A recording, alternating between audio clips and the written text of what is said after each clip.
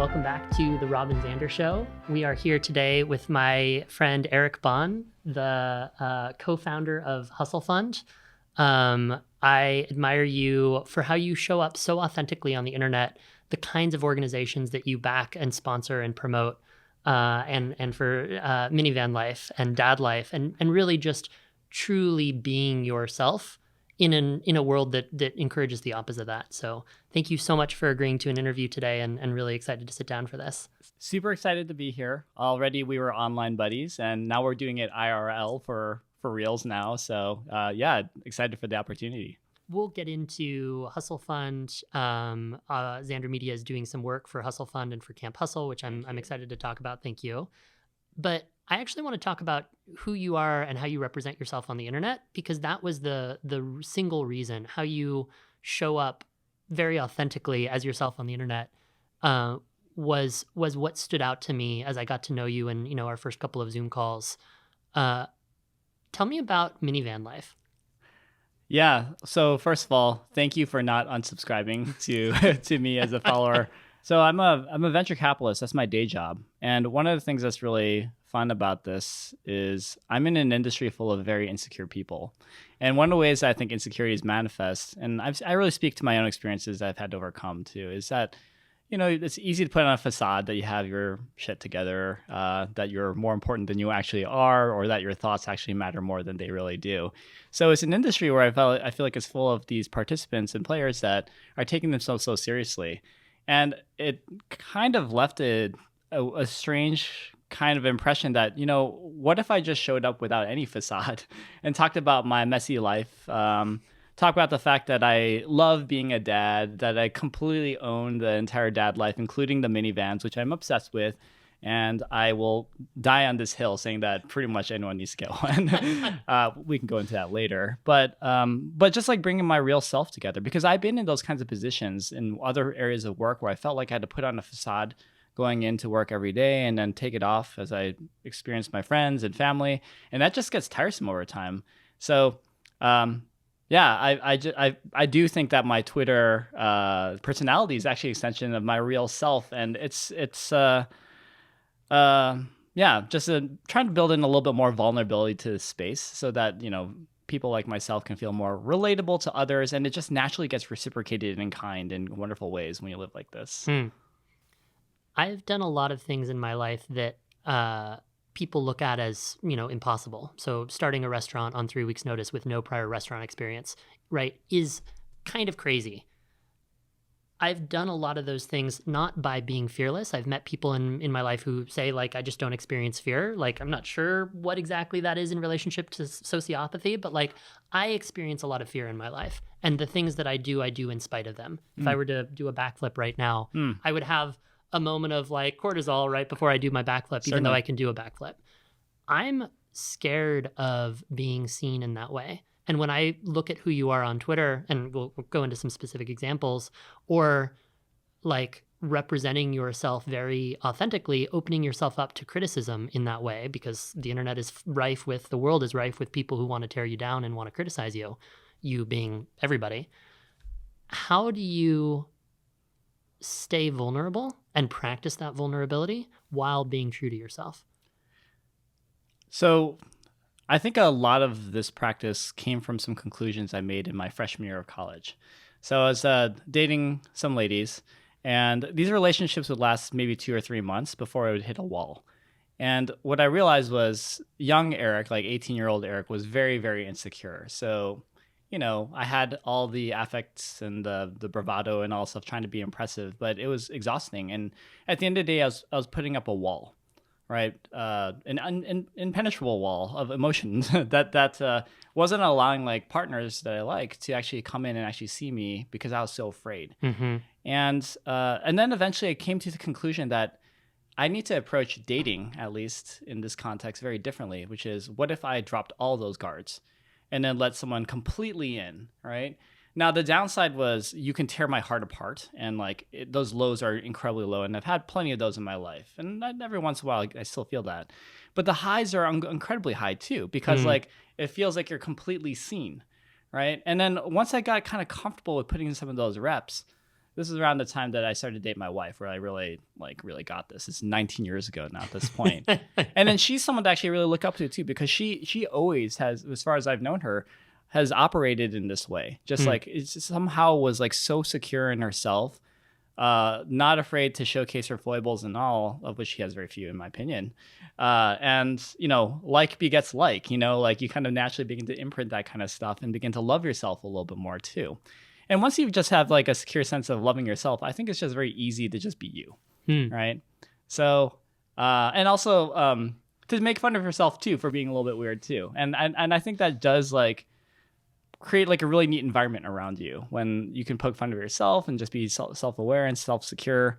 I do think it inspires to some degree that kind of like behavior too in others too. I've not heard venture capitalists describe venture capitalists as insecure. Like that is not the brand that VC has in the world, at least in my experience, right? I think of VC as, right, providing capital, providing introductions to founders, right? It is generally can be very lucrative. Yeah. Why do you say venture capitalists are generally insecure? I'm loving this call out, but I'm curious what inspires you to say that? Maybe my data points are too few. I have met, by the way, a lot of venture capitalists who are lovely humans too, and as have I. Yeah, I'm sure we have many mutual friends in this space who are just like they're great people.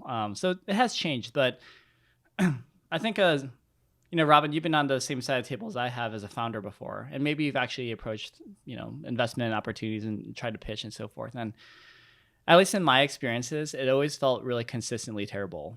Back in the day, call it 15 years ago, when I tried to raise capital, which is, you go into a room in Sand Hill Road. There's a sea of dudes in Patagonia vests. None of them are paying attention to you. They're all just like chipping away at their phones.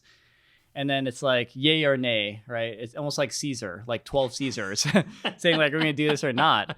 And then, so it felt like there was an emotional fortress that I was trying to overcome in those kinds of scenarios. But when I kind of also looked at the kind of like tropey bad behaviors that I started to notice, just dismissive kind of comments, or just endlessly bloviating on opinions that no one really cares about in press or on stage and so forth, I kind of just made my own amateur psychological diagnosis that there's a lot of insecurity here. Like if you care so much about your perception of yourself to others and how you are perceived, how you're perceived, and I get that to some degree in this industry. You do need to be perceived well to attract founders.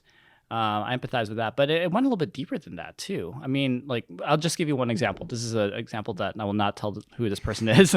I went in there, I spoke to this one investor, and then he spent an easily 25 minutes out of 30 minutes showing me a binder of all his houses and cars that he had pictures of. Got it. Yeah. Right. And that was the meeting. Right. And it's like, hi, I'm Eric. He's like, do you want to take a look at my latest house and like Ferrari? I'm like, not really, but I guess we're going to do this. Right. There's just a lot of those kinds of moments, and cumulatively that I felt that was just like, this person does not love himself. Yeah. Right. Yeah. Like if you're filling yourself with these kinds of things endlessly and just feel like you need to prove it to me at the time of like a no name, like 24-year-old idiot that doesn't matter. Like why? What was the point of that exercise? And it must be because there's an emptiness inside that you're trying to fill, right? That you just need some work. But we're having these conversations now. I think like actually a lot of it's propelled by this new generation of founders, Gen Z, whatever, that seem to have better self-awareness and like a better kind of culture of like self-care too, where it gets easier and easier to talk about this stuff. And that's exciting. Yeah, totally. I certainly have seen that. And the VC is like a lagging indicator. So this is why I'm like, I just still see a lot of that old school behavior of like, just like, I got the vest on, like you're pitching me for money. I got the money, I'll decide. And all that. We're starting to get a little bit better, but it's a little bit slow. So you've founded 2 companies that I know about, and probably several others, and maybe many other attempts. Plenty of attempts, yeah. I'd love to hear about your first company and your first acquisition. Yeah. Okay. So it starts with college. So I'm going to admit something, which was I was not a great college student because of a lot of things. One is I was a spoiled brat. I grew up in a very privileged part of Michigan. My dad was a surgeon. I had a nice life. And then they allowed me to dream big, a little bit too spoiled as a kid. And I went to college. I was able to attend a great school, but I didn't really try that hard. Like once I got in, I was like, all right, it's fine. Like all I got to do is graduate. And so I smoked a lot of weed. I played a lot of video games, didn't do any summer work or anything, had a terrible GPA. And then there came a point where towards my senior year, I was like frantically calling my mom and I was like, Mom, what should I do? I think I am eminently unemployable and I have no idea what my future looks like. What should I do? And, my mom in her broken Korean English was like, Eric, you are too dumb to ever become a doctor or a lawyer. So maybe you should like take business more seriously.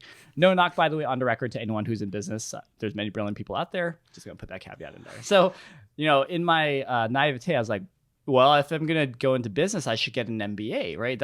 There's a school on business that you can go to, right? And this is actually what very unexpectedly started my first company and brought me into entrepreneurship, which was I started a small study blog on how to prepare for the GMAT exam. The GMAT's like the SAT or entrance exam for business school. I think, Robin, you may have had to take it at some point. And like, it was a blog, that's it. But it became a viral sensation among MBA students in the year 2005 because there was a dearth of self-study resources for the GMAT exam back then. Yeah, yep. So that GMAT blog eventually became a discussion forum community. And after like several more pivots, it actually started to change and it ended up being a data analytics company at the very end where we were serving predictive analytics on application pools to business schools and selling $100,000 a year licenses in a SaaS format. Over 9 years it took that turn. It was a unusual journey. I never thought I was going to be a founder, but it ended up being like the best adventure ever. I worked closely with my wife as like a late co-founder. I had another great co-founder, David, and we built this thing up bootstrapped because no one wanted to fund it. And then, eventually we got acquired by the Daily Mail, which is a large media business in London. They really liked the analytics offering, applied it to some of their education assets that they have. And that was the first exit. But it was an accidental journey of just trying to solve a problem that I cared about, which is at the end of the day, building a resource to have more accessibility of educational material for people applying to graduate schools. In this case, it was business school. It was a very pure mission, but it just expanded through natural customer discovery into bigger things.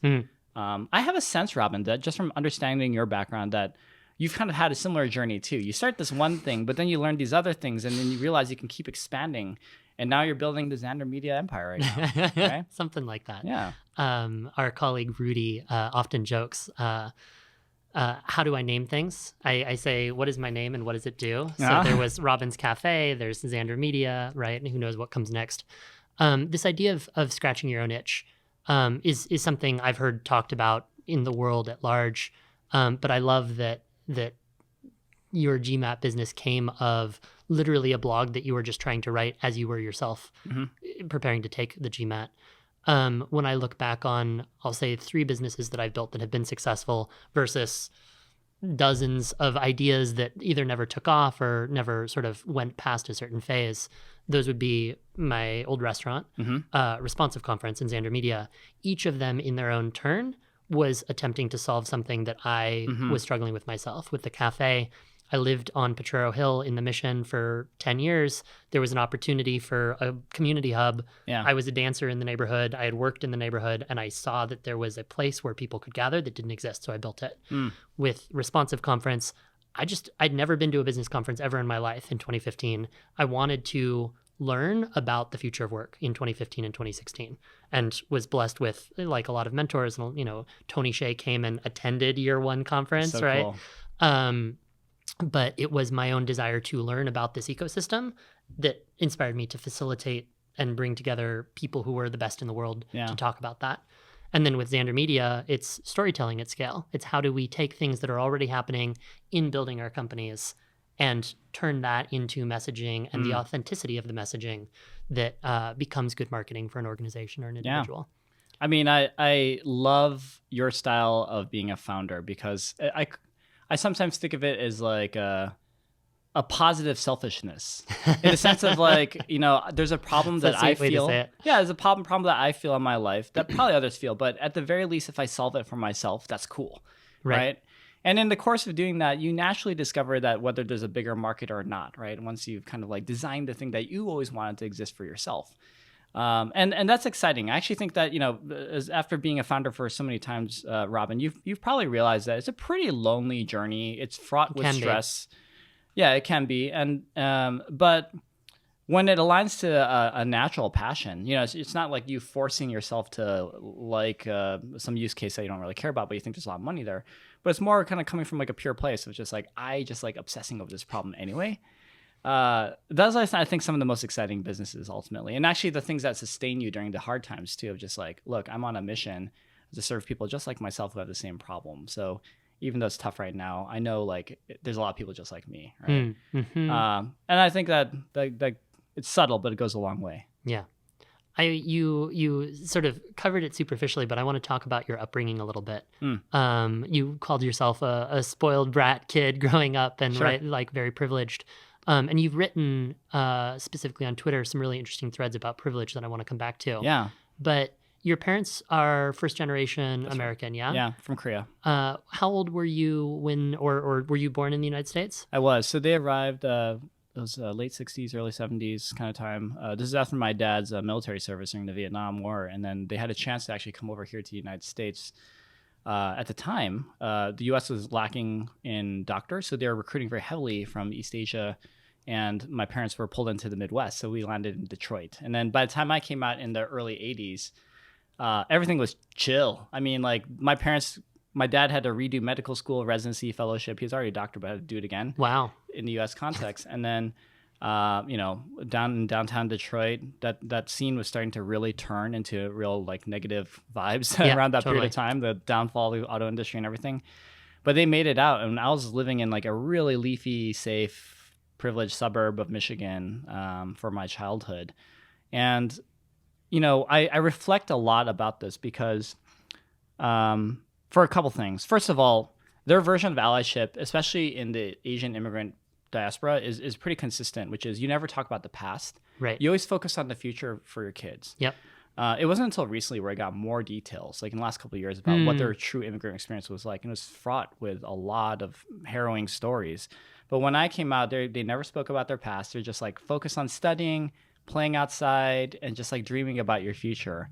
And that was the third base that I was born on. So the reason why I also like talking about privilege is there's something I think that's really dishonest. And this actually relates to affectation, not showing up as your true self in this industry.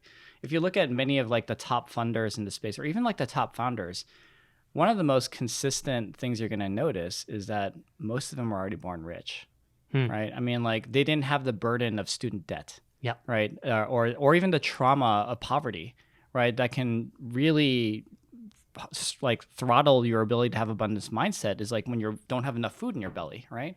Some of these really basic things that were completely lacking, that they had the space in their minds to dream big and do this stuff. And that's something that I love to explore too, because there's these great hustlers out there that I think have the same kind of skills as Jeff Bezos or whatever to build something great. But, taking account for like where they started in life, if you are on like home plate trying to run the home run, it's very different than being born on third base, right? Just getting that home run requires a lot more effort. I don't have any solution here, but other than like we're really aware of that. And it also presents an opportunity to serve these great founders where if you just give them a shot, they're just you can get out of the way and they'll just do the rest. But yeah, anyway, we take this privileged conversation many ways. I have a lot of thoughts. Yeah.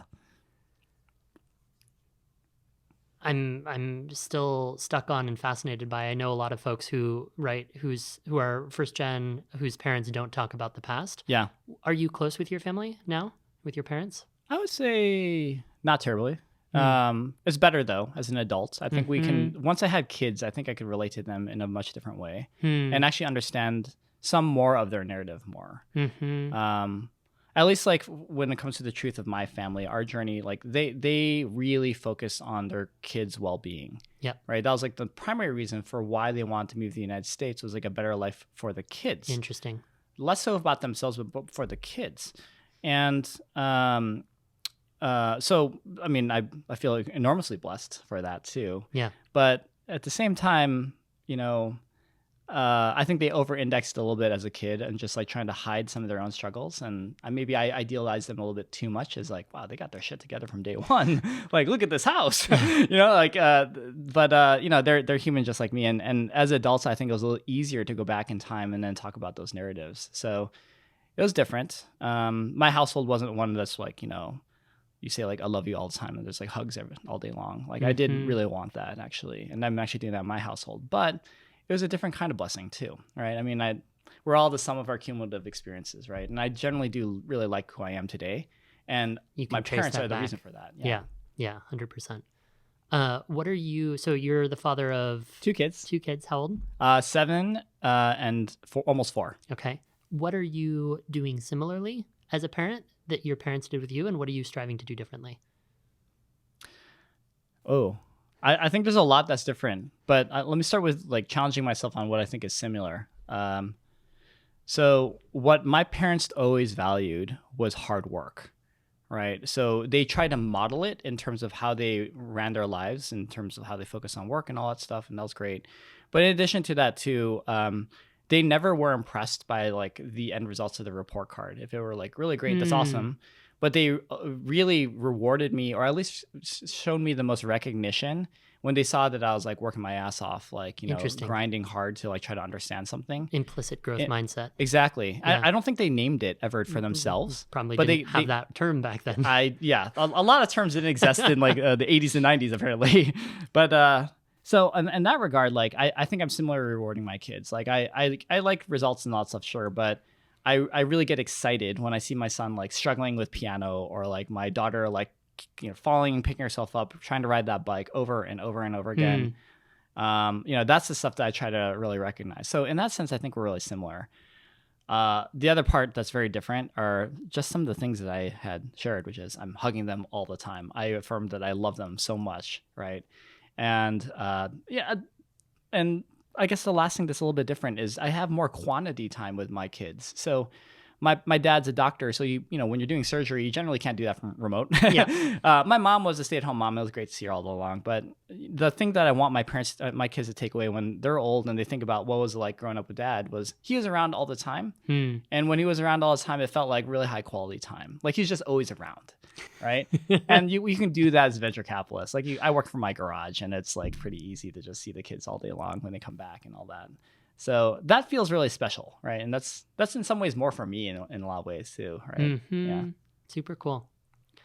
I want to switch to Hustle Fund a little bit, Sure. And specifically this phrase of maybe you can say it even better than I can, but who you fund, where they come from. Yeah. So there is a mantra within our fund, and I'll talk a little bit more about Hustle Fund and how this ties. But there's a mantra that you have to believe in order to work at Hustle Fund, which is that great hustlers look like anyone and come from anywhere. So stepping a second back a little bit, my day job is I'm the co-founder of a venture capital firm that focuses on very early stage investments. We call it pre-seed stage. So usually it's maybe some family members or angels that are primarily in these rounds that are investing, where we're trying to write our first checks too. So we're trying to come in super early, like sincerely very early. And our thesis is based on a very simple principle, which is we think that the best leading indicator of success, which you can find even at the earliest stages of company formation on day one, is a quality that we call hustle.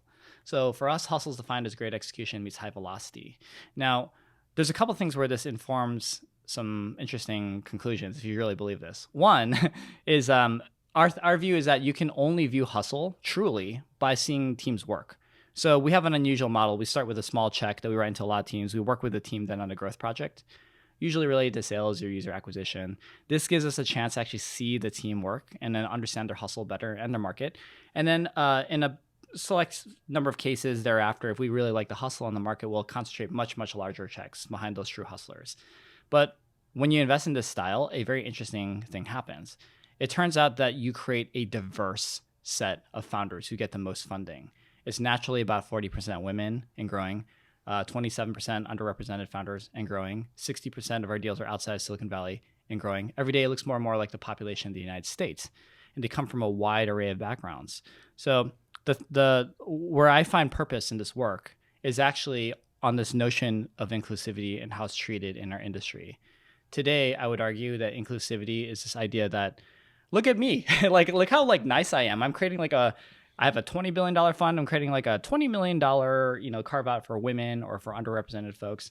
And maybe that comes from a good place of intent. But for me, when I hear that, it's condescending. For me, I'm hearing we're going to lower the bar with a separate fund just for women. We're going to lower the bar for Black and brown people over here. And our view of this is like, don't treat inclusivity as this like virtue signaling exercise. Actually, the better way of thinking about it is flipped. Like if you like money and making crazy amounts of money, then you should widen your funnel, invite everyone to engage with you, have a mechanism to understand who's a true hustler or not, and then plow the majority of your capital behind those who are true hustlers, and it will consistently produce a very diverse set of people, right? So inclusivity is a capital lever, not like a virtue signaling lever. And if we are successful at making a lot of money as a seed fund, it's going to inspire other VCs to view inclusivity as also a capital lever. They'll widen their funnel, hopefully, too, and take in more folks. And then hopefully our ecosystem is way better by the time my daughter is ready to go out and raise capital in like 20 years, right? So that gives me a lot of purpose. Yeah. Yeah. How do you, like, there's such a, even for me, right? When I think about my upbringing, my very first job was my dad teaching me how to plant pumpkin seeds and start what was then became Robin's Pumpkin Patch. Was this right? in California? Did you grow in up California? I grew up in rural California. Yeah, there you go. And selling pumpkins every Halloween from like 5 years old to 10 years old was my first hustle. Wait, it was called Robin's Pumpkin Patch? Wow, I'm seeing there's a long-standing trend. There you go. And coming home at the end of a school day and finding that the neighbors had bought pumpkins, measured and weighed them themselves, and left, money. $100 in cash in the little tin box that was like on the stand that you could just walk off with. Should have kept up with his racket, Robin. Moneymaker. I look at that and I would never have done that were it not for my dad's impetus to be like, hey, maybe we should, right? This would be a good experience for Robin to have. Yeah. Right? My dad similarly had an upbringing of, mowing families' lawns, right? Yeah. His father, first generation German immigrant, like sold all manner of things door to door, right? But like refrigerators door to door, vacuums door to door. And so I think of my grandfather was a hustling salesman. Mm-hmm. My father sort of learned that, and I learned that from my dad. There's such this pattern recognition, right? I recognize that in other people when it looks like what it was like for me. Sure. And so how does Hustle Fund not just fund, because like your business model is also finding hustlers, finding founders who are going to build successful startups. Yeah.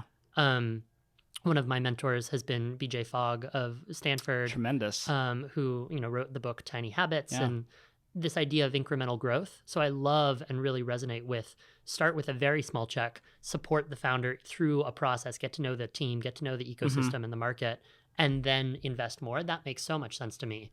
But how do you think about finding people who can come from anywhere, given that there is so much pattern recognition for founders looking like they came from very specific schools, usually white, usually male, et cetera, et cetera, et cetera? So I'll make a comment that is no knock on how you're using pattern matching, because I know you are a wonderful human being. So I'm gonna take the non-Robin Zander like approach to what I hear pattern matching, at least in the industry. Cool. It is veiled racism and sexism. That's all it is. I mean, we've been conditioned by these narratives and scripts over and over again in decades that like if you're a white or Asian man who went to Stanford with a computer science degree, you're wearing a hoodie or a Patagonia vest, Allbirds shoes, maybe worked at a FANG company, that is the ideal founder, right? In fact, there have been notable VCs who have made crazy statements like on stage, like at big conferences saying like, if I like white men, computer science degrees from Stanford who have dropped out wearing hoodies, right? Like that's my guy, right? And we looked at this data, when me and Elizabeth started Hustle Fund, Elizabeth Yin's my co-founder, and we couldn't find any correlation across a huge data set that we had access to that indicated that just because you possess those phenotypes, the way that you look, or even pedigree, that can reliably predict that this person with these kinds of traits will go on to produce great things. Now, pattern matches actually do come and play at Hustle Fund, but I'll talk about that in a moment. So our view, though, is that There's another kind of hero that I have, Warren Buffett. He has a lot of good aphorisms. And one of the ones that really stuck with me was, if you want to make a lot of money, you got to be both contrarian and right. So the fun part of pattern matching is understanding in venture that there are people who either look like you or who don't look like you, or have very different kind of lived experiences, who can see the world in a way that you don't necessarily agree with yet, who are absolutely right.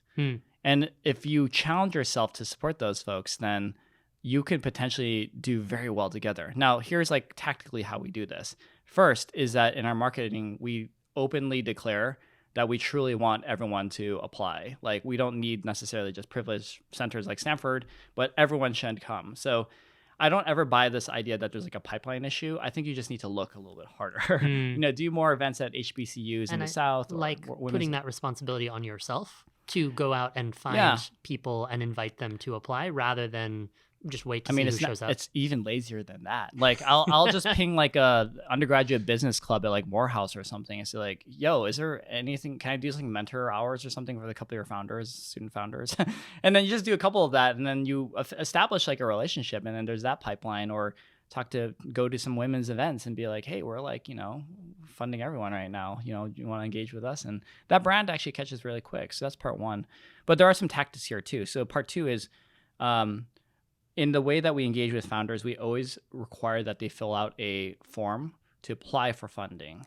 And so the first way that we engage with founders is a spreadsheet row that shows up in our own internal database. There's something kind of magical about this when you can't see the faces or even really the names, just the company names and like what they do. Cool. And if we're inspired by the ideas, that's when we begin to email exchange and so forth.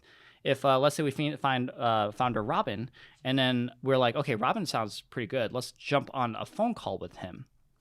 We always insist on phone because we don't want to be overwhelmed by like the enormous beauty of Robin, right? like even those kinds of implicit biases, like the person's too handsome or something like that. Like, that will play kind of positively in one direction or negatively in another, right? Yep, so 100%. Let's listen to the ideas, and if we think that the ideas are good, then let's go ahead and fund it. Right. And then the real work happens after that. Like, we can get on video at that point. And then like you will see execution and quality of that kind of work. And and then you can sort of judge it by like what's being measured. And then you have a lot of inputs at that point to decide whom you want to invest in or not at that point. I've written just a couple of angel checks myself in the last couple of years. And something that has been really, really striking is, because we are an agency that embeds within an organization, whether that's for the duration of a video or a marketing campaign or something bigger, we get to know, and I get to know the leadership team, and then see like, what is their turnover? What is the engagement of their employees with the company? What do their customers, often we're sitting down for customer development interviews or getting their customers on screen to talk about the benefits and the downsides of this organization or this software.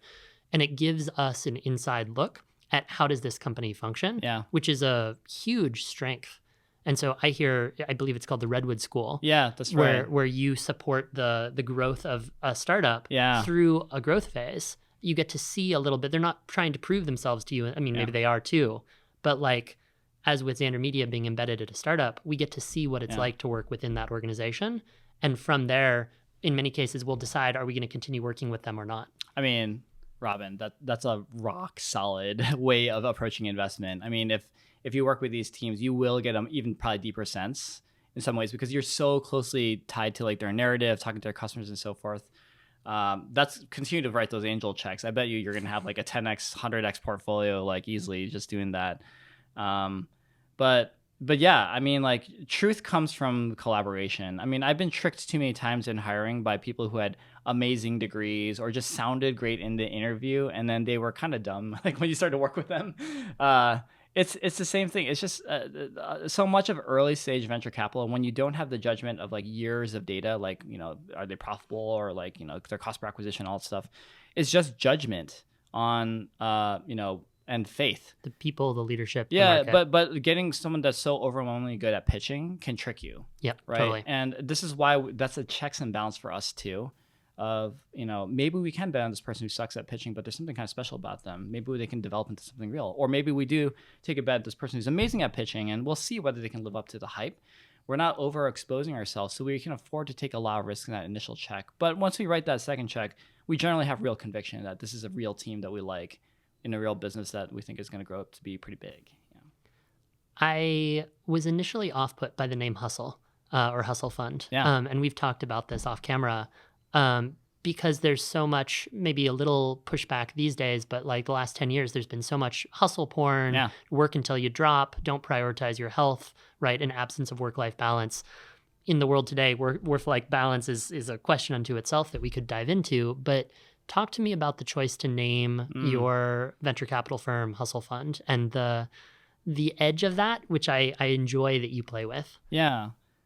So what I really like about English words is how they can evolve over time. Like, I'll give you an example. Like, I'm not going to name some of these words, but there are some like very pejorative things that were said in like comedy in like the early 2000s where like when I listen to it now, I'm like, wow, that is like utterly like inappropriate now to like say these kinds of jokes. Or you can even hear things like, like words like queer. Like in the 90s, I think like people are using it as a pejorative, but now it's like an identity of, like it's not pejorative anymore. It's like, no, like there's a great queer community over there and like everything, right? It's awesome, right? So words have evolved. Yep. And like in the 90s, hustle, I think, was more oriented towards like crime. It's like, I'm hustling in the streets, like, peddling drugs and so forth. And I was a big Biggie Smalls fan in 1993, and he used the word a lot. So that's where I first got introduced by it. And then there's this hustle porn thing that I think was prevalent from like 2000 to 2020, I'd argue, where it was just like, yeah, like sacrifice everything that you have in your life for the mission of the business, and then die alone but rich or something, right? It was an unhealthy kind of thing. I don't think we thought that far to die alone and rich. Well, yeah, okay, maybe not. But and then now for me, like when I think about the word hustle and when we began Hustle Fund in 2017, like for me it was more about the kinds of people I like to work with, and it wasn't about like working yourself to death. It was actually, in fact, some of the best hustlers I know had amazing lives because they're just resourceful. Like you could throw any problem at someone like Robin, and you may not actually have like perfect expertise on like some area, but I know that you can get to proficiency super quick. You're a fast learner, adaptable, and you get it done and ship, right? And those are the kinds of people that we think exhibit this hustle, which is that great execution meets high velocity. So the other part of, I think, hustle so that definition is what we're trying to put forth, but there's also a little bit of gender play here too. So Hustle Fund represents one of 5% of US VC funds that's women-led. I work with 2 women, so on my partnership of 3 people, and then 70% of our team is women too. And what's hilarious about hustle is how it's been so associated by men. Like you're like masculine hustle, maybe some toxic masculinity there, but we're a women-led fund, right? And that does confuse people. And I like those kinds of moments where you force people to go into the neocortex and be like, wait a minute, like my pattern is breaking right now. Yep. Like these are women who are hustlers. That's not what I normally associate just because the gender roles, I guess, right now. Well, if we evolve that, right? So some of that we're fine with. Super interesting. I hadn't thought to go here, but there've been moments in my personal and professional life over the last decade that I will just take with me to the grave. So at Robin's Cafe, for example, 2016, Slack had just come out in the Bay Area. Everyone was starting new Slack instances, and it was going to be like, for me at the cafe, the digital representation of the brick and mortar coffee shop. Oh, fascinating. And so it's funny, I haven't shared this story with you before, I think. Week 1, I have 3 employees, and I say, hey, pull out your phones. You're going to download this app called Slack, and we're going to have a digital place to like, hey, we're out of FF&E, right? We need to replace the avocados. Like, this is the place we're going to communicate about that, whether you're in the cafe, behind the bar, or otherwise. First employee pulls out an iPhone, 2016. He lives in the Mission. That is so cracked he can't handle it. Second pulls out, I don't know if you remember them, 1999 pink Razor, like a little flip phone. That's awesome. With like the hippest of hip in 1999 flip phones. Yes. And the third says, I don't have a smartphone. I don't have a phone. I don't have a cell phone. In 2016 in San Francisco. Amazing. And, fairly tech forward, Robin is like just a brain explode moment of like, wow, I need to completely reevaluate all of my pre-existing assumptions as to what it actually means to build this business, serving these people who are going to work behind the counter, who've signed up for this coffee shop job. And it was a tidal moment of just, I have to completely let go of my preconceptions and show up differently, because what I thought was going to be a reality is just fundamentally different. Not about Slack, but about the qualities and the capabilities and the style of organization that I was going to be building. Similarly, completely different outside of business, and I'm pretty sure they would not mind me sharing the story. An ex-partner is trans non-binary. And over the course of 2 years of being in a relationship with them, and during the pandemic, no less, we lived together, et cetera, there were so many moments of I, as somebody who had defined myself as a straight white man up until that point, seeing these blind spots where my partner was able to did not have those blind spots and was very gently and very lovingly able to call me out or call me in or offer an insight into a thing that I did not see about myself, right? That by that invitation, I was able to, oh my goodness, right, level up.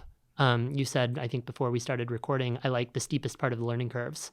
And I feel called out by that statement, but it's true. Those moments of everything I know about this domain, I'm going to have to reevaluate because there's a new perspective that I had been blind to and that I am now seeing for the first time. Yeah. And that's perhaps more articulated why I like learning and why I like building business than I've been able to say before. Robin, thank you so much for sharing that. And this is actually what makes life so fun, right? You go down this path thinking like this is what truth is or my truth is. And then there's like these moments of stimulus that kind of knock you in the left lane or something. And you're just like, whoa, actually, there's something completely different here that like I didn't even realize about myself or its truth. And I actually need these stories. I think a lot of people here need to listen to it too, because this is the only thing that gives me hope these days, right? Like if I like think about the state of the United States, and as of this recording, there's been a lot of drama in the past couple of days. And I have to hold on to this hope that even though there's polarization, that there's like hope that, you know, you can pop back into seeing the other side of a truth that you didn't even realize was there, right? And I think all of us as humans experience these moments, dramatically or not, right? But it's fun, right? I mean, it's also scary though too, Sure, right? Because 100%. you think you live your life one way, and then you realize like I actually am this way too. Yeah. And that's jarring. And hopefully people who go through that have community around them and good support to make it through that. But this is like one of the best parts of living also, if you take it with that attitude. What have you learned about yourself being a father in the last few years that you did not know before being a parent? So before being a parent, I was slightly against having kids. So maybe 55% against and 45% pro. And my wife was like 100%. So that's why we did it. So, and here's the reason why I was against, which is, selfishly, as you become an adult and you get more established in the work, like you make a little bit more money, the vacations get slightly better.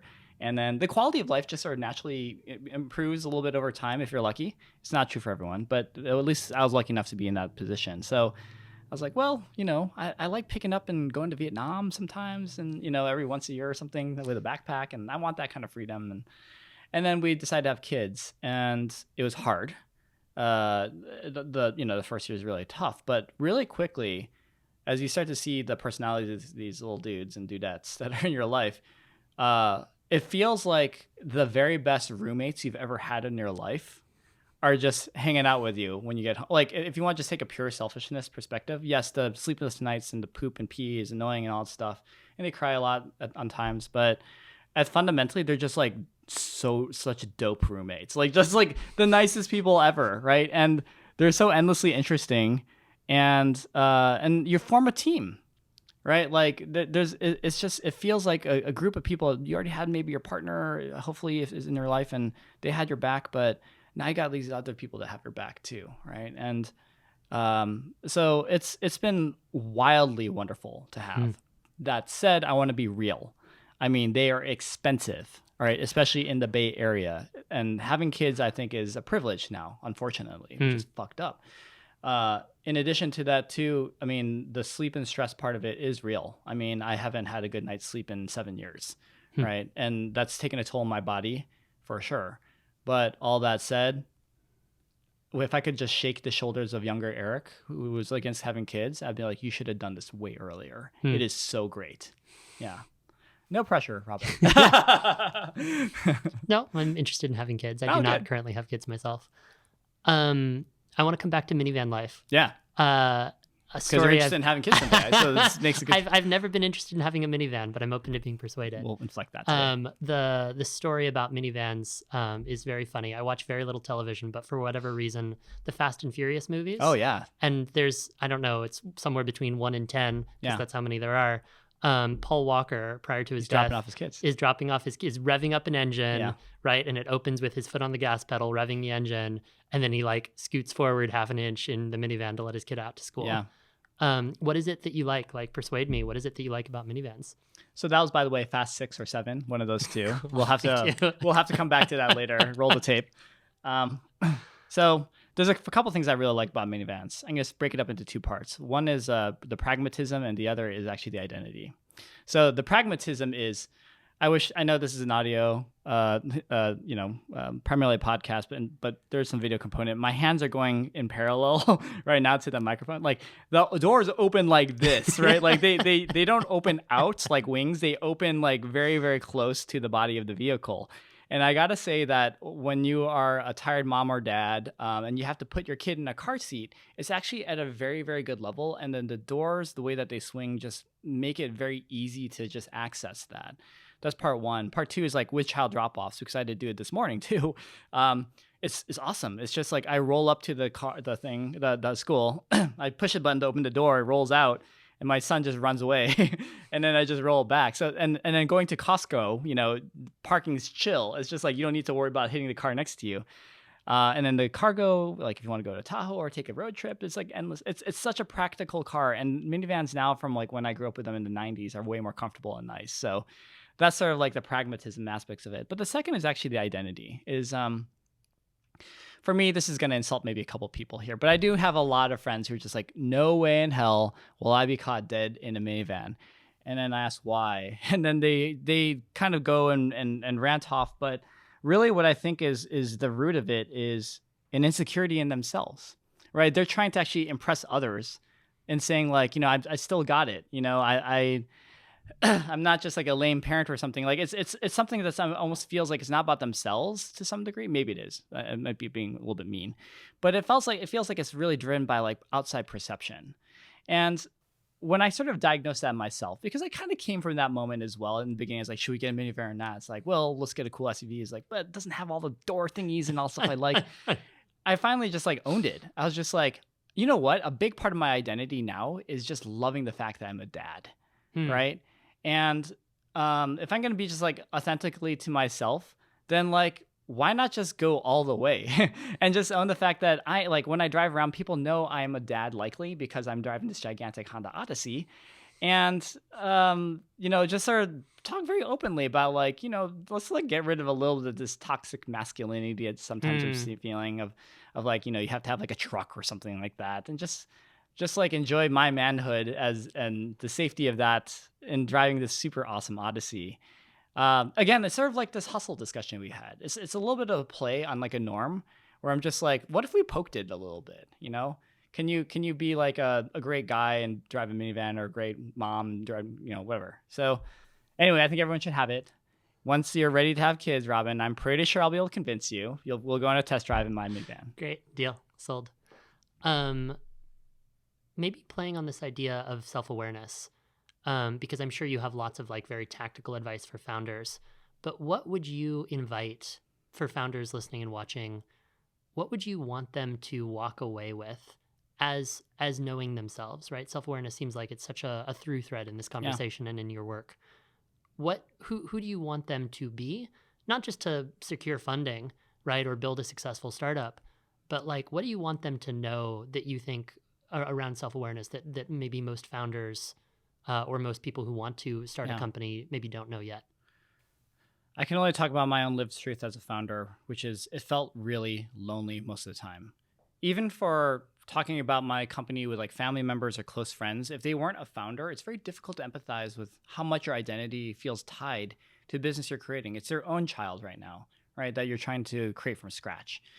And there's a temptation, I think, for many years, many decades possibly in this industry, which was when I asked like, Robin, how's it going? How's business? The canned response was crushing it.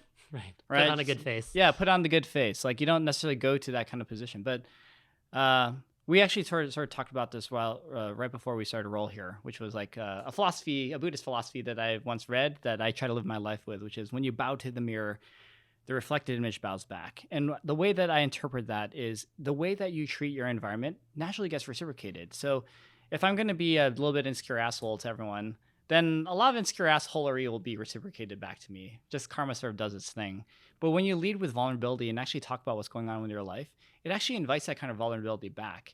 And, for founders out there who feel like it's really lonely, I encourage you to sort of play with this concept a bit. Like maybe see what happens to your environment and your fellowship, your friends, your family. When you invite a little bit, like lead with a little bit of that vulnerability, open up a little bit of that insecurity. And at least for my life, and again, it's just my truth, I find that it's deeply rewarding. The relationships get better. The willingness for people to want to help you in your journey and be part of it grows greater, right? So, just being more honest with your environment and yourself, I hope is a takeaway. It's hard though. Eric, this is such a pleasure. For folks listening and watching, where can they go to learn more about you, about your work? Where can they follow you on the internet and learn about Hustle Fund and all of the different initiatives that Hustle Fund puts on? Yeah, thank you. First of all, before I get into that, I just wanted to give a huge shout out to Robin and Angela for letting me be a guest on the show. Also, the opportunity to work with you on a number of projects at Hustle Fund too. I'm very confident this is the start of a many, many years of partnership, but also just being great friends, right? So I'm grateful for that. You can find Hustle Fund at hustlefund.vc. That's our website. You can follow us on Twitter at hustlefundvc. And for me, probably the easiest way to learn about Minivan life is to follow my Twitter as well. I'm at Eric Bahn, ERICBAHN. Thank you again for this opportunity. It was really fun to chat with you today. Such a pleasure, Eric. I look forward to much more.